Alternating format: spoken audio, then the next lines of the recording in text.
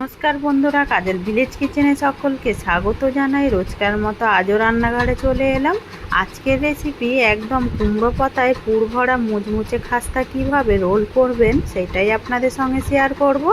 একদম ডাল ভাতের সঙ্গে কিন্তু বেশ দুপুরে দারুণ লাগবে। তো চলুন তাহলে শুরু করা যাক। তার জন্য আমি এখানে বেশ কয়েকটা কুমড়ো পাতা নিয়ে নিয়েছি এই রোল করার জন্য।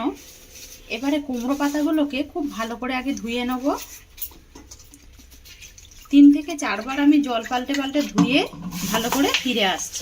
তো আমি ভালো করে 3 থেকে 4 বার জল পাল্টে পাল্টে ধুয়ে নিয়েছি। এখানে কুমড়ো পাতার বদলে আপনারা কিন্তু এখানে লাউ পাতাও ব্যবহার করতে পারেন। আর এই যে এখানে যে বোঁটাগুলো রয়েছে এগুলো আমার লাগবে না, সবটাই কেটে বাদ দিয়ে দেব।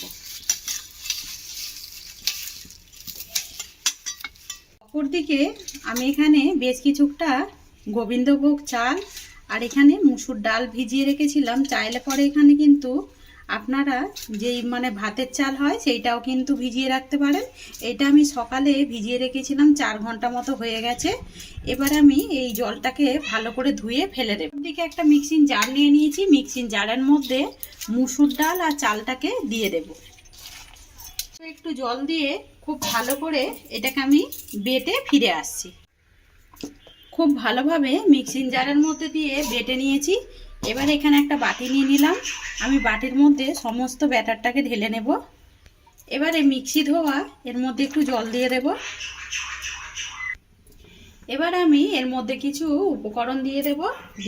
এর মধ্যে সুন্দর একটা রঙের জন্য হলুদ গুঁড়ো দেব, এখানে জিরে গুঁড়ো সুন্দর একটা টেস্টের জন্য, আর দেব এখানে ঝালের জন্য লঙ্কার গুঁড়ো, আর দেব এখানে স্বাদ মতো লবণ বা মাপ মতো লবণ।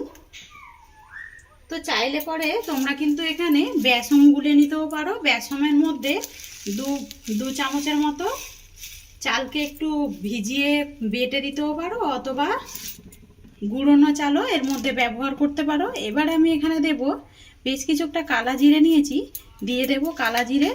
দিয়ে এবারে সমস্ত উপকরণগুলোকে খুব ভালো করে মিশিয়ে নেব বা ফেটে নেব। উপকরণগুলোকে খুব ভালো করে মিশিয়ে নিলাম। আর ব্যাটারটা দেখুন, যেহেতু আমি এখানে মুসুর ডাল ব্যবহার করেছি তাই জন্য আমি এরকম একটু থকথকে রেখে দিলাম। আর এখানে চালটা কিন্তু আগে থেকে ভেজানো ছিল। এবারে এইটাকে আমি ঢাকা দিয়ে এখন রেখে দেবো রেস্টে। অপরদিকে পুরটা রেডি করে নেওয়া যাক। তার জন্য একটা কড়া গরম হতে বসিয়ে দিয়েছি। কড়ার মধ্যে দিয়ে দেব সাদা তেল 2 চামচের মতো। তো সাদা তেলটা দিয়ে দিলাম। তেলটা কিন্তু বেশ সুন্দরভাবে গরম হয়ে গেছে। এবারে এখানে দেব আমি আগে থেকে গ্রেট করে নিয়েছি আদা, দিয়ে দিলাম। এখানে বেশ কিছুটা আদাকে দিয়ে একটু ভেজে নেব। আদা একটু গ্রেট করে দিলে খেতে কিন্তু বেশ ভালো লাগবে যখন এগুলো মুখে পড়বে। আদাটা কিন্তু বেশ ভাজা হয়ে গেছে, এর থেকে আর বেশি পুড়িয়ে ফেলবো না। এবারে দেবো এখানে একটা আমি পেঁয়াজকে এভাবে টুকরো করে কেটে রেখেছি, কেটে রাখা পেঁয়াজটা দিয়ে দেব। দিয়ে এর মধ্যে 1 মিনিট মতো একটু নাড়াচাড়া করে ভেজে নেব। পেঁয়াজটা বেশ ভালো করে একটু ভেজে নিয়েছি 1 মিনিট মতো। এবার আমি এখানে দিয়ে দেব আগে থেকে বেশ কিছুটা আমি এখানে চিংড়ি মাছকে ভালো করে খোসা ছাড়িয়ে ধুয়ে পরিষ্কার করে রেখেছি। দিয়ে দেব চিংড়ি মাছ। দিলে পরে খেতে কিন্তু আরও বেশি সুন্দর লাগবে। আর চিংড়ি মাছ আপনারা চাইলে এটা বাদ দিয়েও এই খাবারটা করতে পারেন। যদি নিরামিষ দিনে করেন তাহলে কিন্তু চিংড়ি মাছ, পেঁয়াজ আর এখানে মুসুর ডালটা বাদ দিলেই একদম নিরামিষ দিনে এইভাবে একটু রোল করে নিতে পারবেন। চিংড়ি মাছটা দিয়েও আমি ভেজে নিলাম। চিংড়ি মাছ থেকে দেখুন জল ছাড়তে শুরু করেছে। এই ফাঁকে আমি দিয়ে দেবো এর মধ্যে আগে থেকে সিদ্ধ করে নেওয়া একটা আলুকে এইভাবে আমি ভেঙে রেখেছি। দিয়ে দেবো সিদ্ধ করে নেওয়া আলুটা। পেঁয়াজ চিংড়ি মাছটা কিন্তু বাদ দিয়ে একটা আলু যদি এর মধ্যে বেশি দিয়ে দেন তাতে করে কিন্তু পুরটা একেবারেই রেডি হয়ে যাবে। সমস্ত উপকরণগুলোকে খুব ভালো করে মিশিয়ে নেব। এই ফাঁকে এবারে এর মধ্যে কিছু গুঁড়ো মশলা অ্যাড করে দেব। দিয়ে দেব হলুদ গুঁড়ো, আর দেব লঙ্কার গুঁড়ো, আর দেবো এখানে স্বাদ মতো লবণ বা মাপ মতো লবণ। লবণ কিন্তু আমি এর মধ্যে এখনো দিইনি। দিয়ে এবারে খুব ভালো করে মিশিয়ে নেব। চাইলে এখানে তোমরা জিরে ধনে গুঁড়োও দিতে পারো। আলুটাকে বেশ ভালো করে খুন্তি দিয়ে ভেঙে দিয়েছি, যেহেতু সিদ্ধ করে নেওয়া আলু, তাই জন্য কিন্তু কোনো রকমের মধ্যে ভাঙতে হয়নি, বেশ আপনি আর ভেঙে গেছে। আর আলুটা খুব ভালোই সিদ্ধ হয়েছে। পুরটা একেবারে রেডি হয়ে এসেছে। এই ফাঁকে আমি দিয়ে দেবো এখানে বেশ কিছুটা ভাজা মশলা। তাই জন্যই আমি এখানে জিরে ধনে গুঁড়ো ব্যবহার করলাম না। দিয়ে দেব হাফ চামচের মতো ভেজে রাখা মশলা। এখানে জিরে ধনে গরম মশলা তেজপাতা আর একটা শুকনো লঙ্কা ভালো করে শুকনো কড়ায় নেড়ে ভেজে রেখেছিলাম আগে থেকেই। সমস্ত উপকরণগুলোকেই আমি মিশিয়ে নেব। আর একেবারে পুরটা কিন্তু যেন মনে হচ্ছে চপের যেরকম ঠিক পুর হয়, ঠিক সেরকমই গন্ধ ছাড়ছে। আর তোমাদের হাতের সামনে যদি এই ভাজা মশলা না থাকে, এখানে জিরে ধনে একটু গরম মশলা দিয়ে দেবে গুঁড়ো করে নেওয়া, তাহলে কিন্তু একই রকমই গন্ধ আসবে। পুরটা একেবারে রেডি হয়ে গেছে। এবার আমি এটাকে নামিয়ে নেবো একটা প্লেটের মধ্যে। আর বেশি নাড়াচাড়া করার দরকার নেই। দিকে কড়াটাকে ধুয়ে পরিষ্কার করে বসিয়ে দিয়েছি। কড়ার মধ্যে দিয়ে দেবো জল। তো বেশ 1 গ্লাসের মতো দিয়ে দিলাম জল। অপরদিকে জলটা যে দিলাম একেবারে কিন্তু বেশ হাত সহসহ গরম হয়ে গেছে।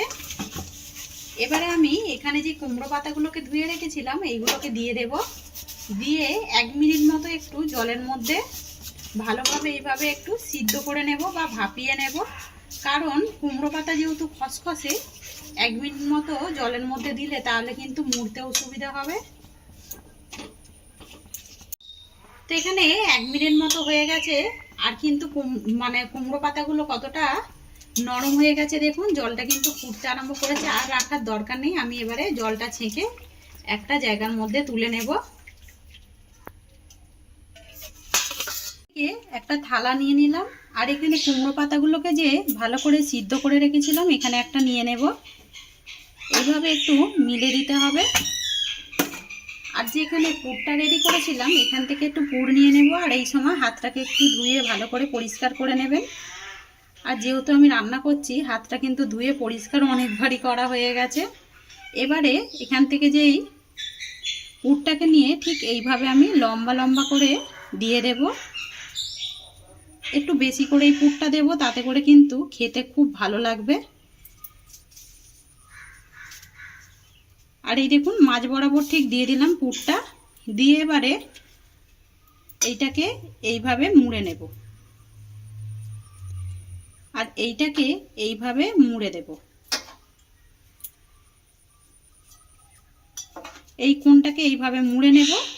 দিয়ে ঠিক এইটাকে ধরে এইভাবে ফোল্ড করে নেব। সুন্দর করে একটা রোল করে নিলাম। আর দেখুন দেখতে কতটা সুন্দর লাগছে। কুমড়ো পাতার রোল যে এত সুন্দর হয়, একবার এইভাবে গরম গরম ভাতের সঙ্গে ডাল ভাতের সঙ্গে করে দেখবেন, বেশ দারুণ লাগে। সমস্ত রোলগুলোকেই আমি আগে গড়ে নেব।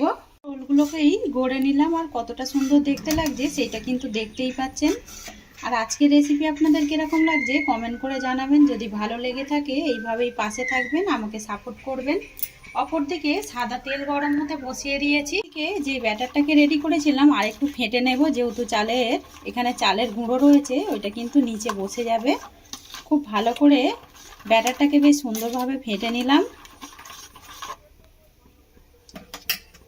আর ব্যাটারের ঘনত্বটা কিন্তু আমি আগেই দেখিয়েছি, দেখুন এরকমই ঘনত্ব রাখতে হবে। এবারে এখান থেকে কুমড়ো পাতার রোলগুলোকে নেব, নিয়ে এই মধ্যে কোট করে নেব। আর যেখানে তেলটা গরম করতে বসিয়েছি এর মধ্যে ছেড়ে দেব।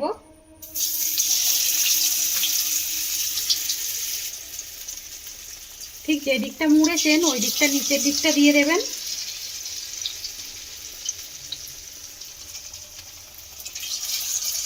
পাশে একটু দেখুন জায়গা ছিল, আমি আরেকটু দিয়ে দিলাম। দিয়ে এবারে ওপর থেকে একটু তেল দিয়ে দেব, তাতে করে বেশ খাস্তাও হবে আর মুচমুচেও হবে।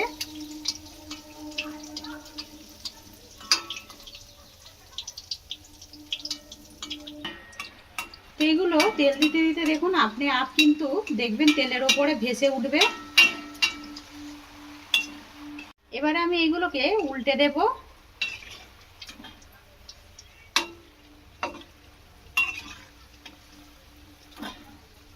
দেখুন কতটা সুন্দর দেখতে লাগছে। দেখুন এই রোলগুলোকে বেশ ঘুরিয়ে ঘুরিয়ে ভালো করে ভেজে নিলাম। এবারে আমি প্লেটের মধ্যে তুলে নেব।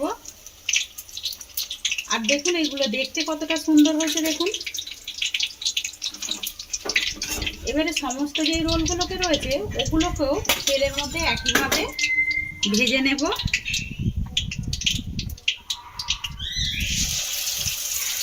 সমস্ত কুমড়ো পাতার রোলগুলোকেই ভেজে নিয়ে ফিরে এলাম। আর দেখুন কতটা সুন্দর হয়েছে দেখতে, আর এগুলো কতটা খাস্তা হয়েছে সেটা কিন্তু দেখতেই পাচ্ছেন। আমি একটা ভেঙে দেখাচ্ছি কতটা মুচমুচে হয়েছে। আর দেখুন একেবারে কুমড়ো পাতাগুলোও কিন্তু ভালোভাবে ভাজা হয়ে গেছে, কতটা সুন্দর দেখতে লাগছে দেখুন। আজকের রেসিপি আপনাদের কিরকম লাগলো কমেন্ট করে জানাবেন। যদি ভালো লেগে থাকে একটা লাইক করে দেবেন। এইভাবে আমার পাশে থাকবেন, আমাকে সাপোর্ট করবেন। আমার এরকম নিত্য নতুন রান্নার জন্য পাশে থাকা বেল আইকনটি প্রেস করবেন। সবাই ভালো থাকবেন, সুস্থ থাকবেন। ধন্যবাদ। আবারও নতুন রেসিপি নিয়ে ফিরে আসবো। আজকের মতো এই পর্যন্ত।